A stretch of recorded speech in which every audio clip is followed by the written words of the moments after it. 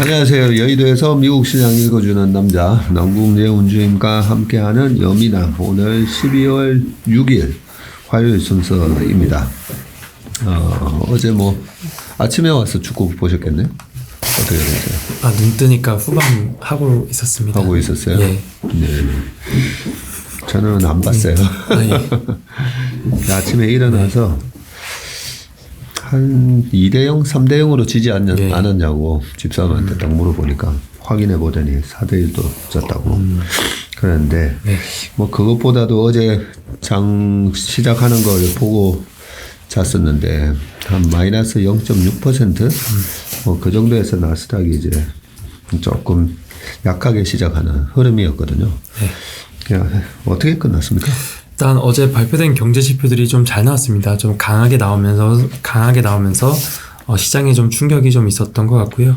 어제 다우가 마이너스 1.4%, S&P 500 마이너스 1.8%, 나스닥이 마이너스 1.9%, 그리고 중소형 러셀 2000이 마이너스 2.8% 하락으로 마감했습니다.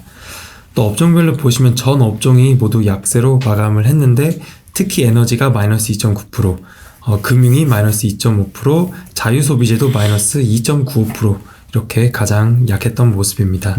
어제는 다 빠졌네요. 대체로 한 1%씩 다들 하락했습니다. 네.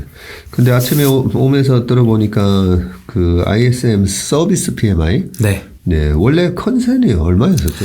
서비스업 PMI가 56.5로 발표가 됐고요. 컨센서스가 53.3이었습니다. 네. 원래 전월보다는 약간 떨어지는 거 아니었습니까? 네, 그렇습니다. 지난달도 54.4로 전월달 대비해서 조금 둔화될 것으로 좀 전망을 했었는데요. 56.5로 나오면서 컨센서스보다 잘 나왔고요. 지난달 대비해서도 더 좋게 나오면서 좀 이런 부분들이 시장에 좀 충격을 주지 않았나 생각이 듭니다.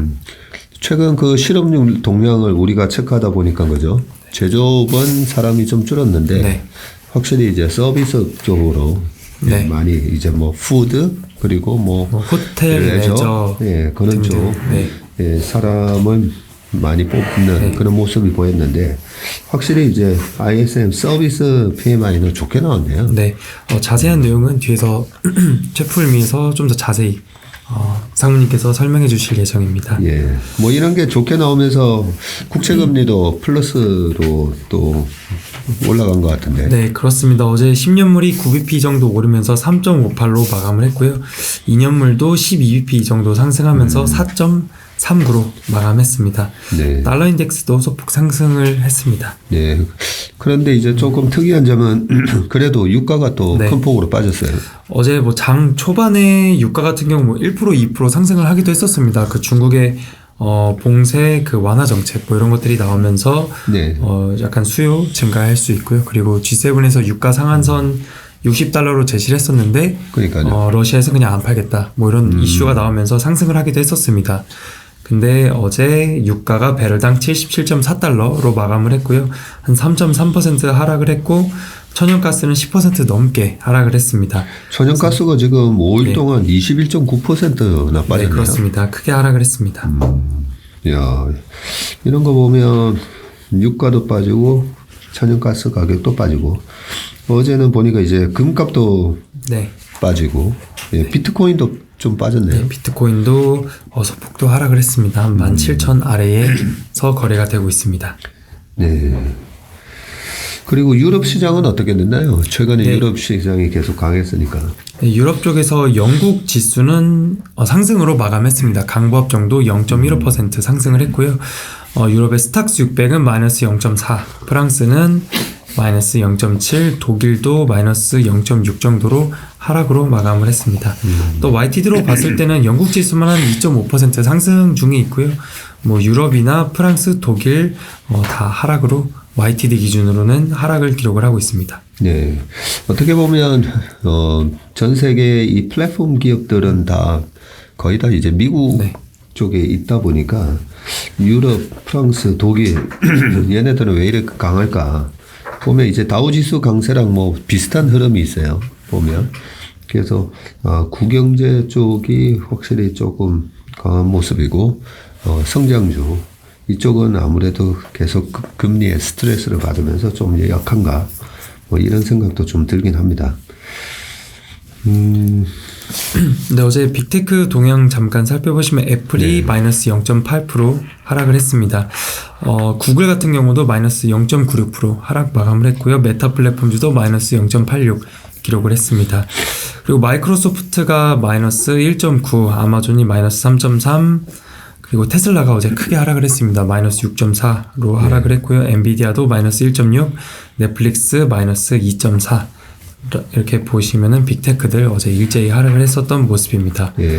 근데 어제는 미국의 금융주들이 많이 빠졌어요, 보니까. 네, 그렇습니다. 특히 금융주가 좀 크게 하락을 했는데 JP모건이 마이너스 2.8% 하락을 했고요. 뱅크 오브 아메리카도 마이너스 4.5, 웰스파고도 마이너스 5%까지 거의 가까이 하락을 했습니다. 반면에 블랙록 같은 경우는 좀 방어가 잘 됐었던 모습입니다. 마이너스 0.03을 기록을 했습니다. 그리고 반도체 지수도 한 1.2% 정도 하락을 했고요. AMD나 마이크론 다 1% 넘게 하락을 했습니다. 아니, 마이크론 테크놀로지가 우리 시장의 가장 상관관계가 좀 높은데 어제 1.17% 하락 마감을 했었네요, 보니까. 네, 어제 또 발표된 경제 지표들 공장 수주 이런 것들이 있었는데요. 1%로 발표가 되었고요. 컨센서스가 0.7%였습니다. 그래서 이를 상회했고 지난달이 0.3%였는데 지난달 대비해서도 공장 수주가 되게 좋게 나왔습니다.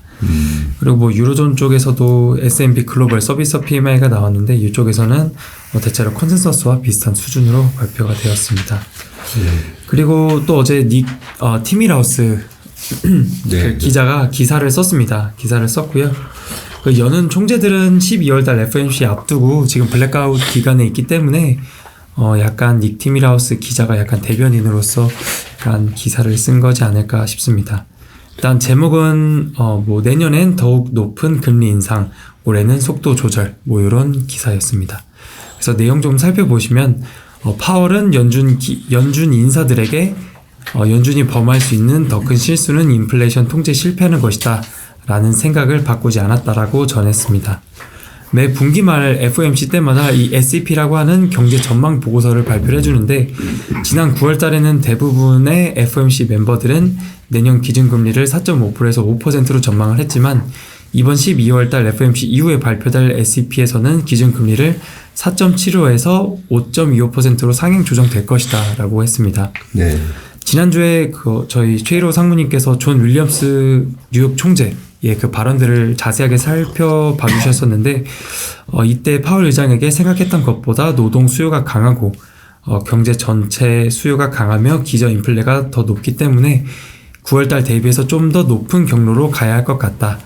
급격한 경로 변경은 아니고 다시 높이는 수준이다라고 했다라고 합니다. 그래서 미국 연준은 인플레가 둔화되더라도 노동 시장이 타이트하다면 두 가지 전략을 놓고 고민하게 될 것이다 라고 했는데 첫 번째 전략은 금리를 빠르게 올려서 5% 이상을 오랜 시간 유지한 다음에 나중에 보면서 내리는 것이고요. 또 두 번째 전략은 금리를 천천히 올려서 페드가 판단할 때 적절한 수준에서 높은 금리의 수준을 좀 더 오래 버티고 정책을 느슨하게 하지 않는 것이다. 이렇게 두 가지 전략을 놓고 고민하게 될 것이다 라고 했습니다. 그래서 기사에서는 파월 의장은 두 번째 전략을 좀 더 선호한다라고 언급을 했고요. 또 연준은 경제를 붕괴시키는 것을 원하지는 않는다라고 얘기를 했습니다. 그래서 또 이 닉 기자는 내년에도 인플레가 잡히지 않을 더 큰 리스크가 있기 때문에 내년 2월에도 50bp 인상해야 한다라고 얘기를 했고요. 고용 둔화 신호 없이는 다시 인플레가 치솟을 것이다 라고 얘기를 했습니다. 또 실업률이 3.7%로 최근에 발표가 되기도 했었고 인플레이션 목표치는 2%인데 지금 7.7%로 최근에 발표가 됐기 때문에 좀 너무 높은 상황이다 라고 얘기를 했습니다. 네. 어제 미국 시장도 그렇고 지금 닉 기자의 이런 연준의 생각을 딱 요약해서 얘기해 준 거잖아요. 그죠? 이걸 보면서 이제 좀 드는 생각이, 지금 고용 쪽은 워낙 이제 계속 타이트하게 갈 가능성이 높으니까, 그리고 이제 서비스 쪽도 마찬가지고요. 하지만은 이제 금리를 계속 높게 유지하고 있으면 아무래도 당장, 수익이 나오지 않고, 그리고 현금이 많지 않은 기업들 계속 스트레스를 줄 것 같아요. 예, 그런 부분에 있어서는 2001년, 2002년도와 비슷한 상황이 연출되겠구나라는 생각이 듭니다. 그때 이제 닷컴 기업들이 돈은 계속 땡겨와서 투자를 해야 되고 당장 실적이 나지 않으면서 현금이 없다 보니까 그래서 이제 닷컴 기업들의 이제 주가 하락이 큰 폭으로 나왔던 것처럼 주식 시장도 마찬가지일 것 같아요. 계속 이제 성장주에는 스트레스를 계속 주고 공장을 확장해야 되고 돈을 계속 써야 되는 기업들 그런 기업들한테는 계속 스트레스를 주고 오히려 이렇게 인플레이션이 꺾이지 않을 수도 있다라는 이 우려를 할 만큼 경기는 단단하게 좋을 것 같아가지고요. 그런 부분에 있어서는 굉장히 차별화돼서 움직이는. 그때 미국 시장도 이제 뭐 다우 지수 좋고 미국도 2001년도에 뭐 자동차 부품 회사 보면 뭐 한 300% 오른 기업들도 있거든요. 그렇기 때문에 차별화된 장세가 지속되고 금리가 그냥 확 빠지지는 않겠다라는 생각이 들어요. 보니까. 금리도 페드가 계속 기준금리를 최소한 4.5에서 5%에서는 계속 유지를 시켜 놓을 거기 때문에 지금처럼 3% 국채금리도 마찬가지고 3에서 4.5로 왔다 갔다 하면서 그런 고금리 상황이 계속 위에서 유지가 된다면 계속 이제 좀 차별화된 그런 모습이 나오고 주식시장도 약간 그런 다 같이 뭐 금리가 낮아가지고 뭐 다 같이 올라가는 그런 강세장보다는 2001년, 2년과 같은 그런 상황을 생각하면서 좀 대응해야 되겠다 뭐 이런 생각이 좀 듭니다. 네, 그래서 이후에도 CME 페드 와치에서 금리 인상 확률에 좀 변동이 있었습니다. 일단 12월 달에 50bp 인상 확률은 79%로 이 전과 거의 동일하고요. 내년 2월 달에 50bp 인상 확률이 51%까지 올라왔습니다. 그래서 내년 2월 달에도 50bp를 올리게 되면 금리가 4.75에서 5%대가 되고요. 내년 3월 달에도 금리 인상 확률이 25bp 인상 확률이 42%까지 올라왔습니다. 그래서 이쪽에서는 5%에서 5.25%의 금리를 전망을 하고 있습니다. 그래서 금리 인상 확률도 조금 변화가 있었습니다. 그리고 방금 뭐 얘기하면서 하나 빼먹었던 게 이 시장에 영향을 주는 이 매크로 데이터들도 약간 극명하게 갈리면서 좀 나올 것 같다는 생각이 들고요. 지금은 요 서비스 PMI 얘기할 때는 와 뭐야 너무 아직까지도 경기가 이렇게 좋아 이런 면이고 제조 PMI 나왔을 때는 50을 깨면서 그죠? 또 위축되는 컨센보다 안 좋게 나오고 그리고 또 물가 지표 물가 지표는 결국은 지금 유가랑 이런 게 떨어지는 거 보면 물가 지표는 또 시장이 환호할 그런 또 데이터가 나올 거예요. 그럴 때는 또 시장이 또 환호를 할 거고요. 그리고 또 고용하고 이쪽 서비스 이런 거 나올 때는 또 페드의 이제 의사록 이런 거 나올 때는 뭐 아직까지는 아니야 뭐 또 이런 얘기도 나올 것 같고 거기에 확인하면서 올라갔을 때 쫓아 사고 또 이런 거 안 좋은 거 나오면서 밑에서 또 주식 줄이고 그러면 이제 말 그대로 골로 갈 것 같고요.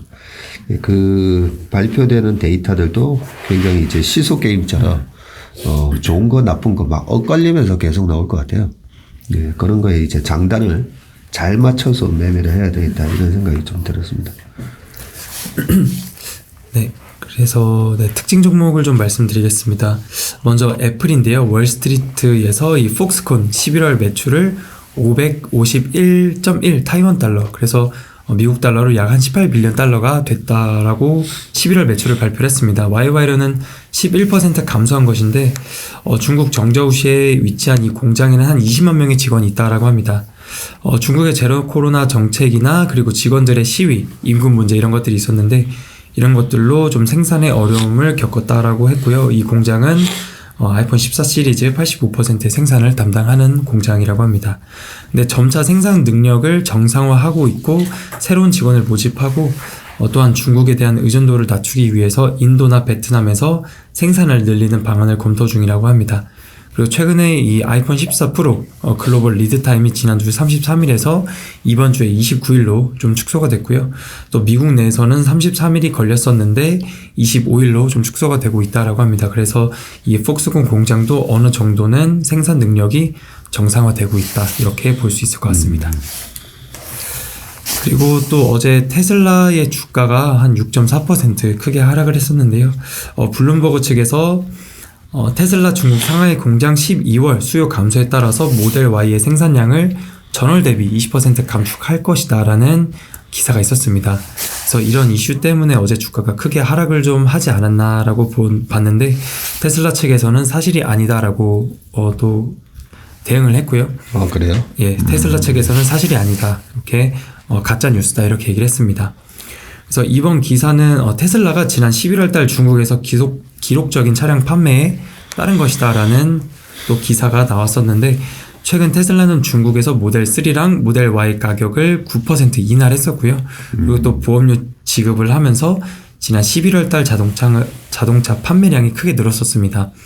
11월 달에 10만 대 이상을 팔았고요. 네. MOM으로는 40%, YY로는 거의 90% 판매가 증가를 한 수치입니다.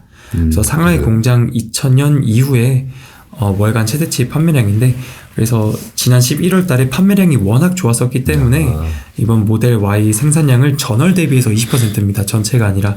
그래서 뭐 이런 이슈들이 어제 나왔던 것 같습니다. 그렇군요. 네.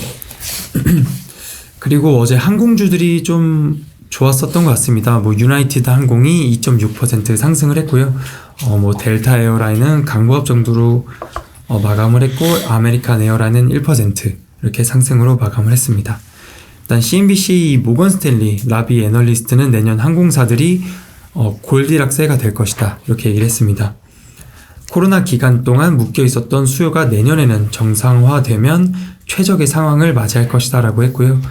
수요는 여전히 강하고 이 비즈니스 트래블은 내년 초에는 코로나 이전 수준을 뛰어넘을 것이고, 해외여행도 내년 중순쯤에는 코로나 이전 수준을 뛰어넘을 것이다 라고 했습니다. 다만 유가의 변동성이 있을 수 있지만 올해와 크게 변화는 없을 것으로 얘기를 했는데, 약간 유가를 맞추기는 좀 쉽지 않으니까요. 네. 큰 변화는 없을 것이다 라고 얘기를 한 것 같습니다. 그래서 유나이티드 항공의 투자 의견으로는 이퀄 웨이트 동일 비중에서 오버웨이트 비중 확대로 투자 의견을 상향 조정을 했고요. 어제 유나이티드 항공의 종가가 $45였습니다. 예. 네, 목표가를 $67 제시를 하면서 업사이드 한 49%를 전망했습니다. 굉장히 크게 네. 올렸네요. 그래서 내년에는 업사이드가 50% 있는 기업에 투자를 하자라는 게 기사의 헤드라인이었습니다.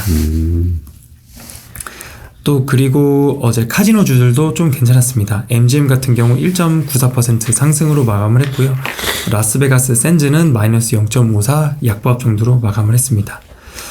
트루이스트의 베리 존스 애널리스트는 내년 카지노 기업들의 실적 호조를 전망을 했습니다.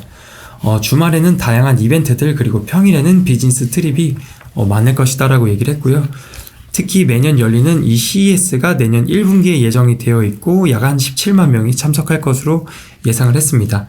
지난해는 오미크론으로 인해서 좀 쉽지 않았다라고 하는데, 또 이외에 내년에 이 포뮬라 1 라스베가스 그랜드 프릭스가 내년 한 3분기 정도에 예정이 되어 있고요. 여기서도 약 한 17만 명이 참석을 할 것이다 라고 했고요.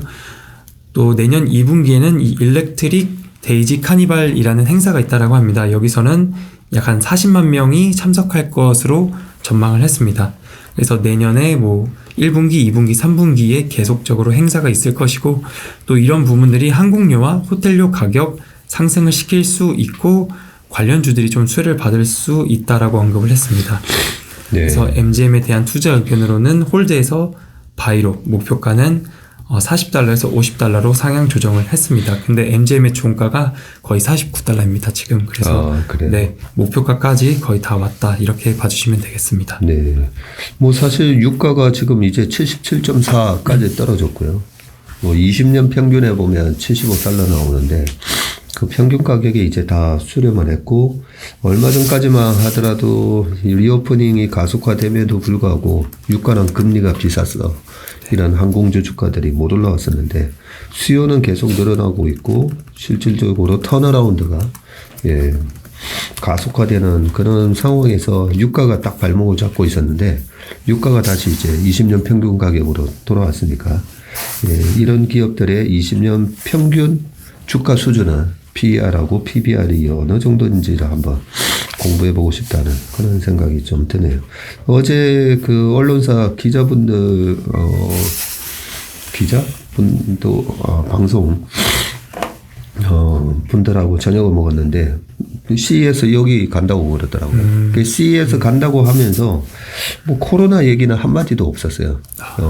여기도 지금 되어 있지만, 1년 전만 하더라도 오미크론 때문에, 예, 이런 CES 행사 참여하는 게 쉽지 않았다고 볼 수가 있는데, 이번에는 얘기하면서, 최근에 그 코로나가 다시 약간, 확진자가 많아지는 그런 분위기도 있지만, 굉장히 많이 이제 간다고 하면서 1월 달에 있다고 그러더라고요. 네, CES가. 그렇습니다.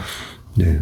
그러면서 한 8박 9일 정도로 해서 갔다 올 거다. 뭐 이런 얘기를 하는 거 보면 확실히 이렇게 비즈니스 출장, 네, 이런 것들도 예년 그 코로나 이전 수준으로 빠르게 회복하는 느낌이었습니다. 네. 그리고 어제 뭐 중국 관련주들 좀 중국 쪽에서 제로 코로나 완화 정책 이런 게 있었습니다. 네. 일단 주가 쪽 보시면 알리바바 같은 경우는 한 0.5% 정도 상승을 했고요. 뭐 징둥닷컴 0.92%, 핀두도 1.69%, 바이두 2.74% 상승했습니다. 오, 그래요? 네, 이런 기업들은 상승했지만 반면에 뭐 텐센트 같은 경우나 빌리빌리 이런 회사들은 약보합 정도로 마감을 했고, 네. 중국 전기차들 뭐 니오는 마이너스 2.5%, 그리고 샤오펑은 마이너스 1%, 특히 비아디가 어제 마이너스 5% 정도 이렇게 하락을 했습니다. 네. 그래서 중국 기업들 뭐 강세를 보였었던 기업들도 있고요. 좀 약세를 보였던 기업들도 참고해 주시면 되겠습니다. 네. 네. 그리고 네, 내일 같은 경우 뭐 특별하게 발표되는 경제 지표는 없습니다. 뭐 무역 수지 이렇게 있고요. 요번 주에는 경제 지표들이 뭐 그렇게 크게 많이 나오지 않기 때문에 계속 나오는 뉴스 기사들이나 특징 종목들을 말씀드릴 수 있도록 하겠습니다. 네, 알겠습니다. 오늘은 어제 미국 시장이 좀 좋지 않았었는데, 네, 금리도 좀 올라가고, 성장주도 좀 많이 좀 하락하는 그런 모습을 보였고요. 반면에 에너지 가격은 떨어지면서, 예, 전체적으로 기업들한테는 또 좋은 영향을 줄 거라고 생각합니다. 오늘 여미남 순서는 여기까지 하겠습니다. 남궁재무 주인님 수고 많으셨습니다. 감사합니다. 고맙습니다.